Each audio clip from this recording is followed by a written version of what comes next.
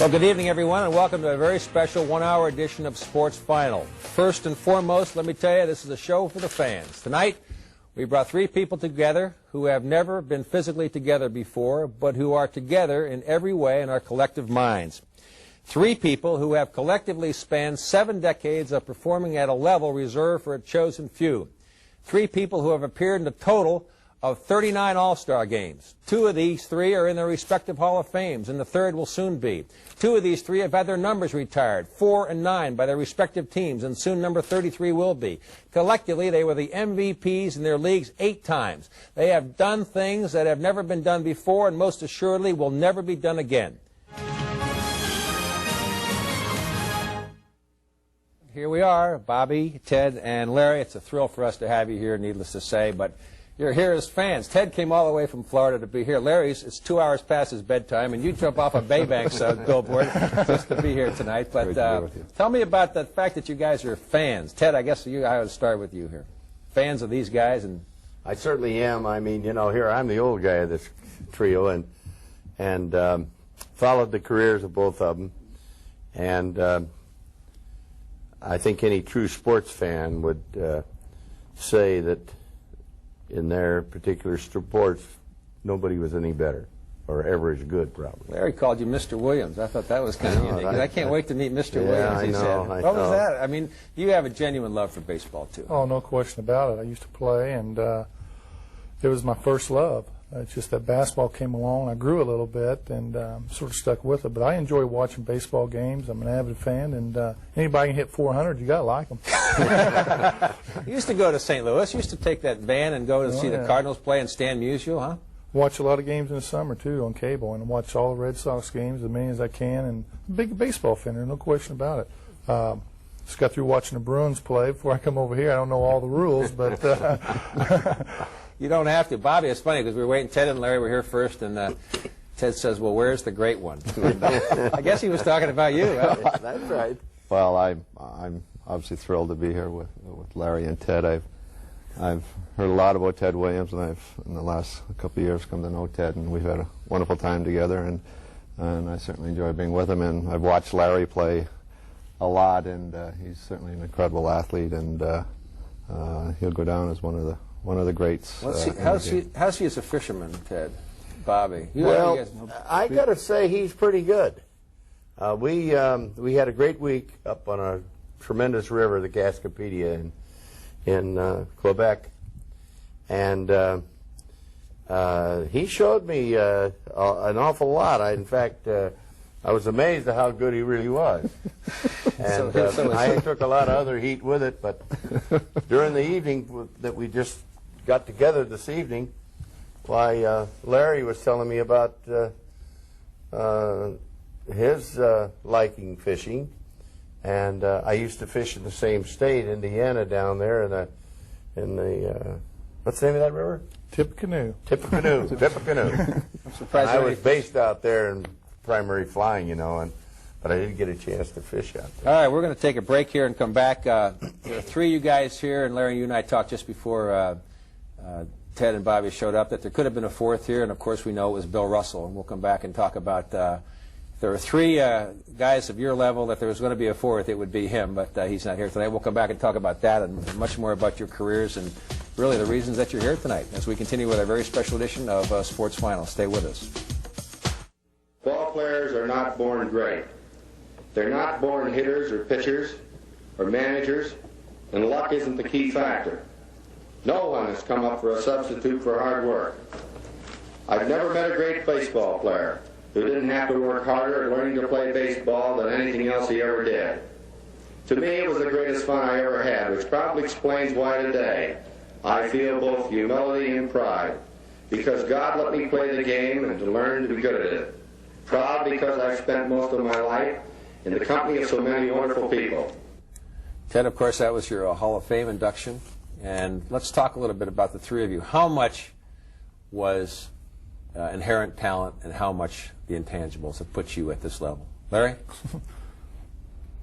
Well, I like to say it was a lot of hard work. I spent a lot of time out there practicing, trying to develop my skills from a young age, and sure, you know, I got the height. I was lucky enough to grow to be 6'9", but the feel for the ball, the anticipation I might have got from someone else down the family tree, but I put a lot of time in, and I'd say a lot of my skills come from hard work. Bobby? Well, I think we've been blessed with an ability to play a sport, but as Larry said, I think it takes some hard work and love of the game, and I certainly love my game, and I'm sure Ted and Larry love their games, and I think that has a great deal to do with it. I think that if you're blessed with the talent and you can direct your interest and love towards the ability that you've got. In other words, I know I never could have been a basketball player nor a hockey player. But I love baseball so much, and I lived in California. And here's where I think the luck of your life comes into it. That I lived in sunny California where I could play every day. Now, they could play inside. He could play inside. But there's never been a great baseball player in Canada. However, there's one coming up. That Walker kid's a hell of a player. But you talk about luck in your birthplace in California. He's in Indiana, was a hotbed of basketball. That's right. He was in Perrystown, a hotbed of hockey. So you really all had that, had that environment. Right. We all grew up playing our respective sports and loved to play them as a kid. And I'm sure the two gentlemen played sandlot out on the street, bouncing balls. I was shooting pucks all the time, playing hockey in the parking lots, whatever. Fate, luck. Let me ask you this, you guys. When did you know that you were better than everybody else at that level? There must have been some point that you knew, one, that you were better than everybody else.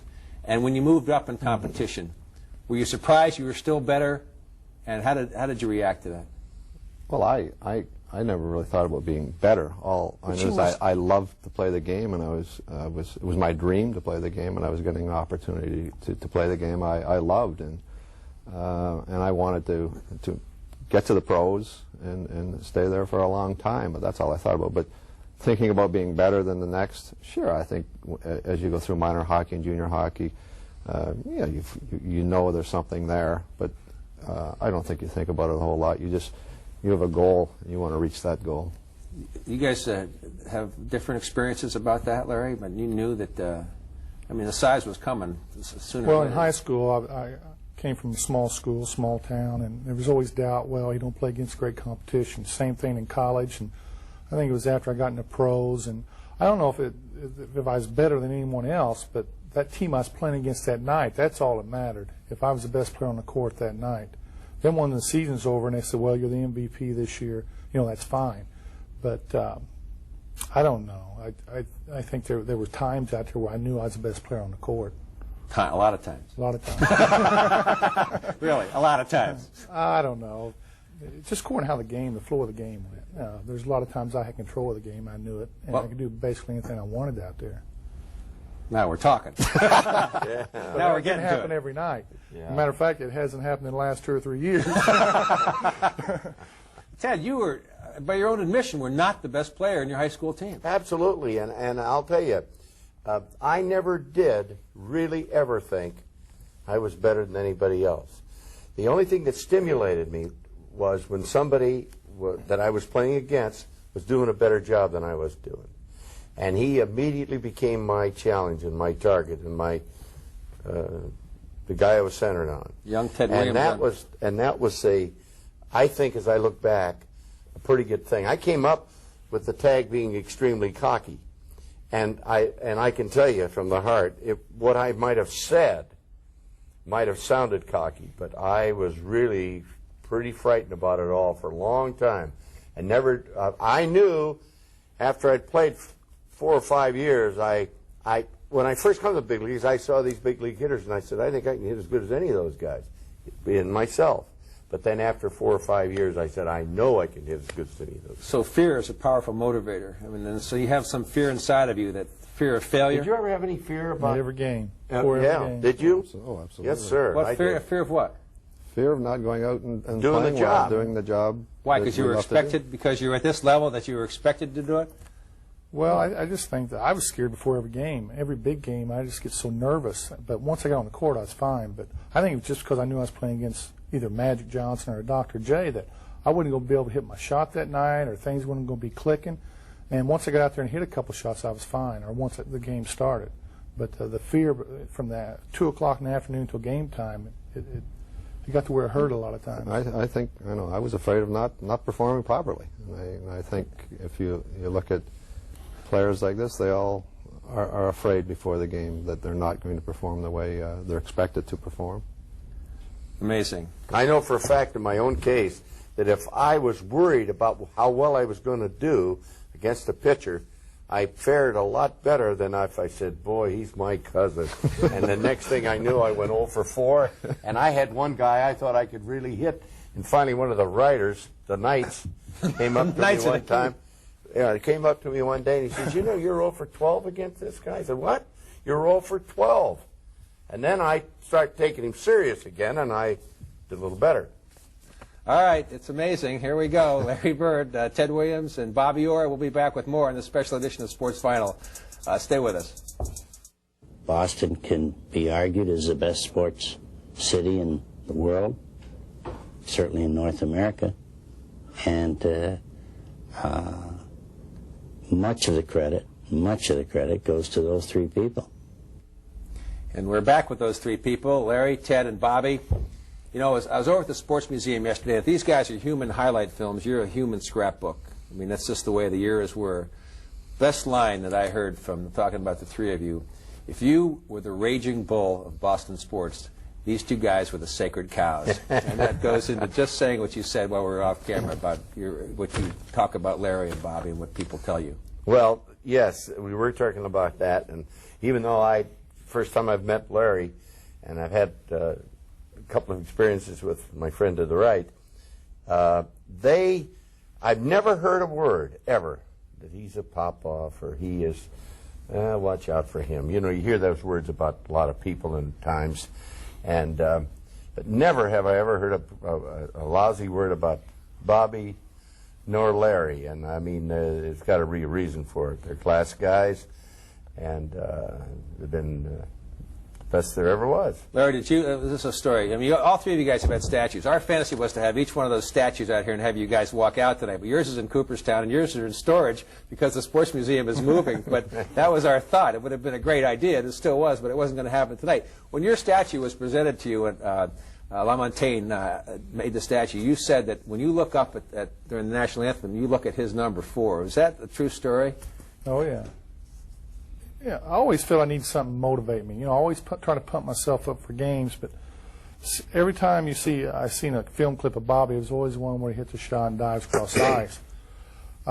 So before the national anthem, it's right above the scoreboard, I always look at Bobby's number to try to motivate me. And it always worked because I always played pretty well in the Garden. I had some bad games, but, you know, I played pretty well in the Garden. Just an extra motivational tool. So thanks, Bob. I'll tell you, those bad games, you looked at Phil Esposito. I watched a little bit of basketball, and I'm trying to think of that bad game Larry had. But you know, hearing something like that from Larry, obviously, it's so this is, wonderful. You guys, this is really a mutual admiration society. Well, I've watched Larry a long time, and if you look at Larry, you hear people say, you know, he doesn't run real fast, he doesn't jump real high, and yet, you know, what is it? It's his heart, it's his desire, it's his love for the game, and he dives into the crowd. That's why he's going to go down as one of the great ones. Coming in tonight, I called a friend to say hello to him, and he started on Ted Williams. He says, do you know?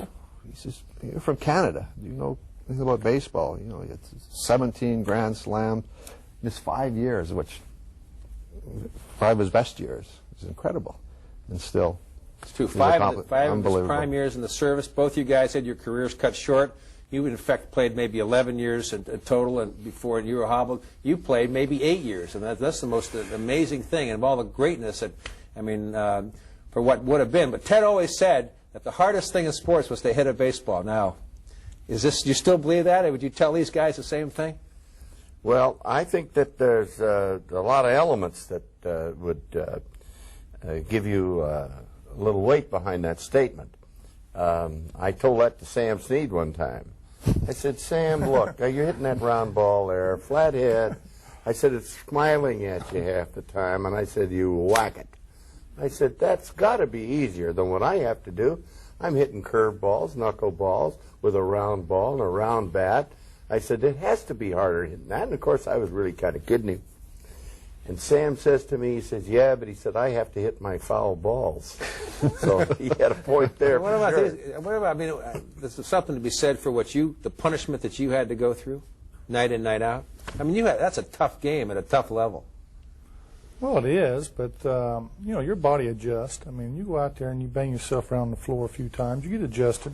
You don't feel it until the next day because you're so pumped up. But I think it'd be pretty tough to hit a fastball for Roger Clemens. I mean, for me it would, because I'd be bailing out every time. Boston, this is the one common denominator, other than your talent and the love of the game and the heart that you put into what you did. Boston, fate put you here. You stayed your whole careers here. Did that have an effect on, I know it had an effect on your lives, but the fact that you played everything in one town, forget the asterisk in the Chicago and all that experience, you all played your careers. What about the one-town careers and playing in this town? Well, Boston is wonderful, great sports fans, Bob. Tough. They expect an honest effort, but if you give them that honest effort, it's a wonderful city. But for your family, schools, shopping for the wives, it's a wonderful city to be in. And when I left Chicago, the first decision we made was that we wanted to live in Boston, bring our children up here, and we are here. And I think that says a whole lot about what we think about the city. Would you guys, if in baseball and Bonds now with San Francisco, if that happens, Kirby Puckett stayed in Minneapolis, maybe the best decision he made, turned down more money staying down. What about staying in the same city, and if free agency was available to you guys today, would you do it, honestly? I would. I would have. You know, you can look at it both ways. Ruth has stayed here in Boston all his life, instead of going to New York, where he got all the publicity and he had the great teams, and he got all the publicity and the one and only and mighty forever Babe Ruth. I think you'd have to say that was a break for him. Again, I've always thought, maybe not my first 3 or 4 years I was here, because I took, I think, quite a bit of heat from the Knights. But I want to tell you, I am so thankful that I had a chance to be here over the course of 20 years. And there's something about the fans in Boston that they're big softies is what they are.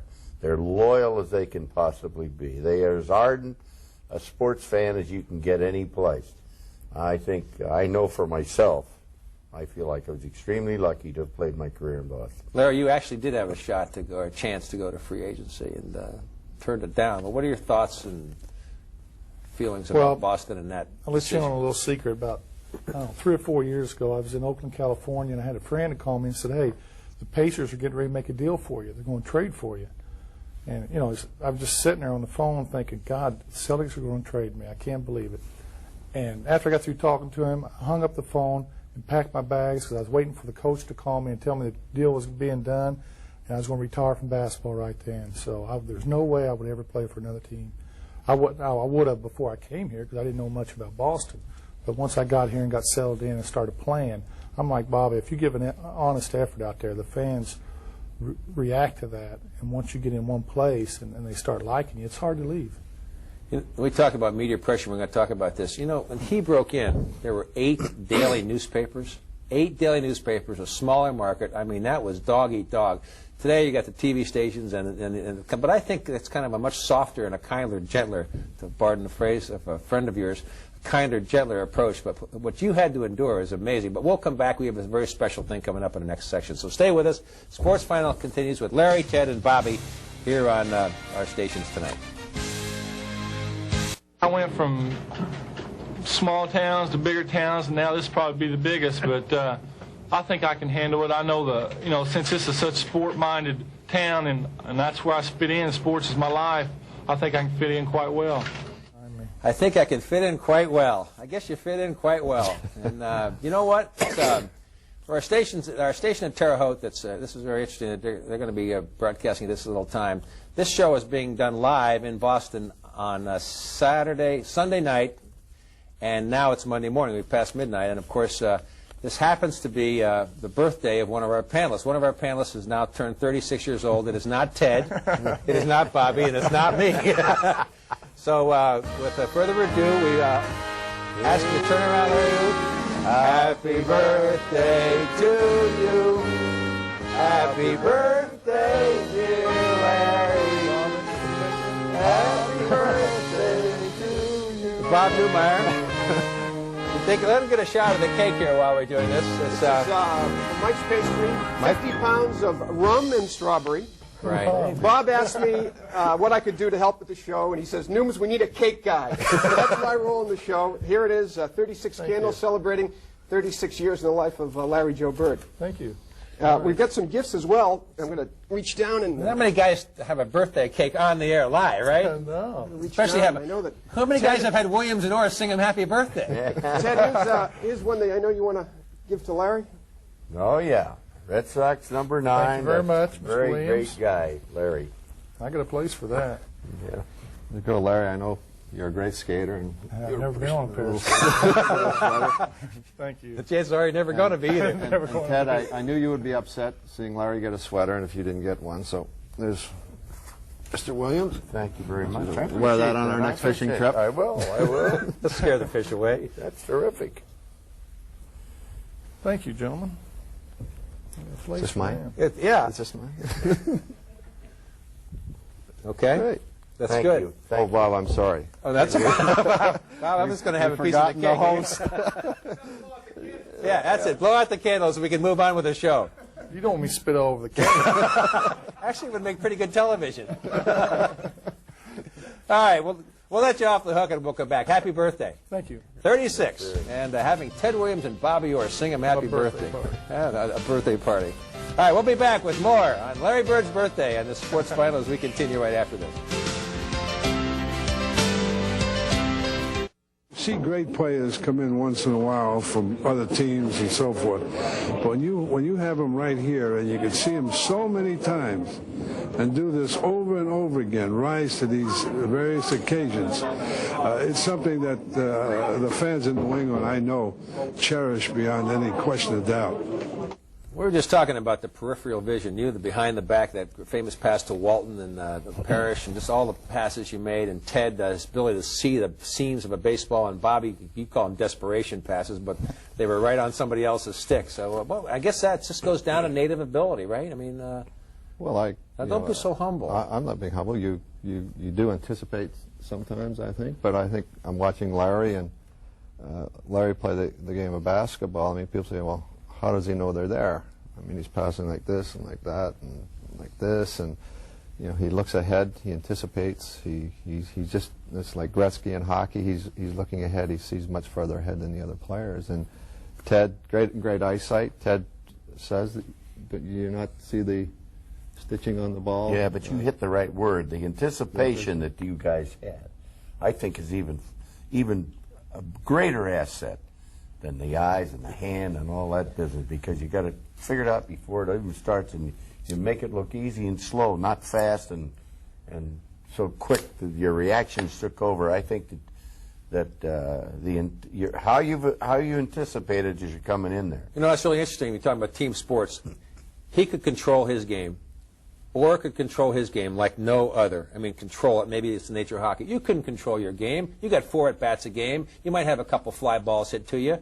You might have a chance to run. You had 8 other guys you had to depend on. Totally different orientation. Plus, they played with championship teams. What you had to do in your career was to really motivate yourself, which brings my next question about the press. And often tempestuous and stormy. What is your view of the role that the media played in building your sports images in this town, and was it justifiable? Ted? Well, you got to say Boston's a great sports town, and they've had some great performers here. But I do think that the controversy, I think the keenness of some of the sports writers certainly helped to develop the feeling of Boston sportsdom. And I would give them some credit in that regard because they seem to always stir up something that stimulated, one way or another, the sport of the day. Well, look at this headline. Ted may get 80 to 100 Gs. It was like, this was 1949. People were shocked that Ted may get 80 to 100. That's what you're getting for doing this show tonight, isn't it? Oh, Oh, didn't I tell you other guys? I'm sorry. hope so. I forgot to tell you and Larry. But what about the press, Larry, and your image of it and the creation, how they created your image and your sports legacy? Well, it definitely helps. I mean, if it went the other way, they could run you out of town, too. There's no question about it. But, you know, if I played a game and I read an article the next day, that's not the same game I played. I haven't seen one guy could put in words and describe a game like I seen it. I always thought they were putting things in different places where they should have been over here, and they're putting them down here at the end. But I just never seen a guy that could write about a game the way I seen the game or the way I played the game. So, but as far as building, making a superstar of somebody, I think that's very easily done. Did they have that same lack of hockey knowledge that he's suggesting they had in basketball? I don't think so. I think overall the press is very good in Boston. Many times the professional athlete, give them ammunition to write poor stories or what you might consider a bad story. But overall, I think the press in this town, there's a lot of competition with radio, TV, and newspaper.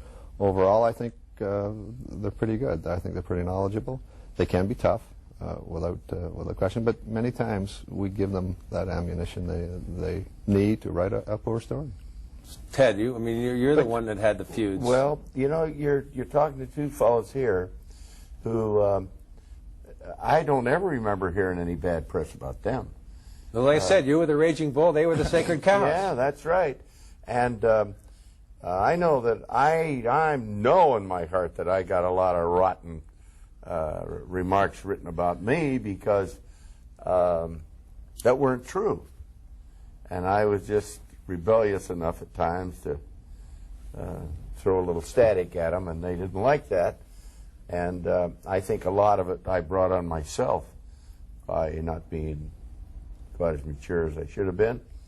But that's all part of a career, and you look back on it now and you say, well, I couldn't have changed anything because nothing was predetermined. That's what happened, and that's the way it happened. And some of it turned out worse than I thought or better than I thought. You read the stuff. Larry said he read the game stories. Did you read the press every day about Bobby Orr and the Bruins' performance? And did you pay any attention to it? Oh, I think you do read some of it. I didn't read it all. I didn't see it all. Did you ever get any bad write-ups? Oh, yes. You did? Yeah. Mm-hmm. I don't think the great athletes read it every day. I mean, there's no sense in reading it every day. I mean, you don't run to the store to get the paper to read it. It's not worth it. I mean, if you ain't got nothing to do and the paper's laying there, you usually read it. If somebody else buys it, I usually read it. That's the same with going to the movies for you. That's right. But you never get caught up. You get good press, bad press.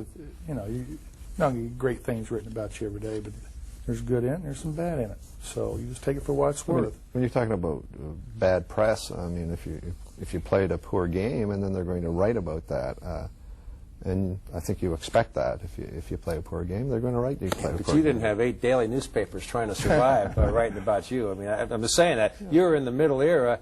8 daily newspapers and a couple of mornings and a couple of afternoons, and you were in every one of them every day. That's pretty intense. Yeah, I know some of them didn't like me, too. Hard to believe. I was a bad guy. We're going to take a break here and more of a sports final. We'll be back with another segment here with Larry, Ted, and Bobby here in the special edition of Sports Final.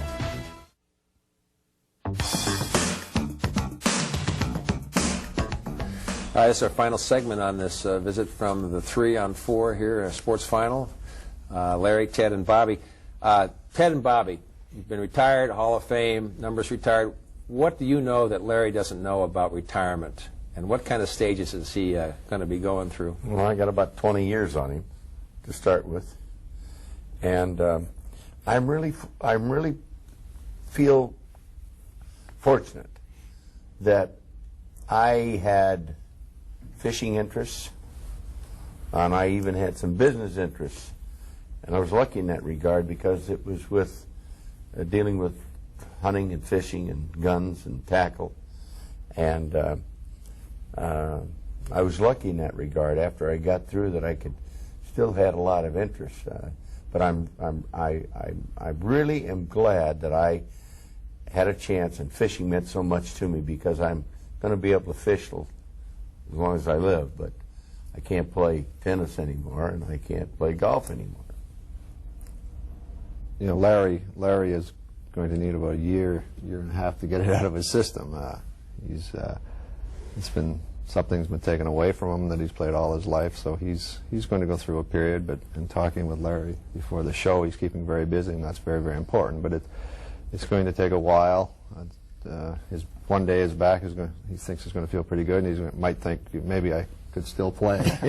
But he's going to go through a period. It's going to take a little bit of time, but he's keeping very busy, and that's real important for Larry right now to keep busy, and things will be fine. He'll do well. I think he knows he's got an emotional night ahead of him on February 4th. I guess that goes without saying, huh? No question about it. It's going to be a big night, and I think I'll do all right. You know, the big night was the night before I retired. That was the one that hurt the most. But I really haven't been out in front of the fans since then, so sure it'll be emotional, but I should be able to handle it pretty well. Want to practice here a little? Really. No, not really. I mean, I remember in your retirement number, there was a lot of tears, and on both sides of the ice, from you and from a lot of the fans. You said, and Ted, the same thing. I remember when Yaz retired, he went around and touched everybody at Fenway Park. But you guys had a special connection to the Boston fans. You know it, whether it was through your greatness, there was a special chemistry that each one of you had in a special way with those fans. Can you explain it, Larry? Can you put it into words? You know, you didn't meet them. You probably felt you signed everyone's autograph. Right. I don't know. I think just like we talked about earlier, you know, you go out there, and if they know you're giving 100%, they like you. And if you're a special player to them, they like you even more. It's really hard to pinpoint the reason, but I always felt that I had a good relationship with them, and I needed that. They motivated me to levels that I didn't think I could ever reach in basketball. And that was very important to me. If you could play another sport and be as proficient in another sport as you were in the one that you've chosen, what would it be?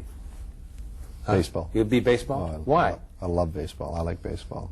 I play a little bit, and I really enjoy baseball. Larry? Baseball. Yeah. Same, huh? You would have loved to. Would you traded all this basketball stuff for baseball? You would have traded all this hockey stuff for baseball? You said if we. Okay. Really? No, I'm in love with basketball, but I enjoy playing baseball. Used to play a lot of baseball. Used to play a lot of softball. Ted?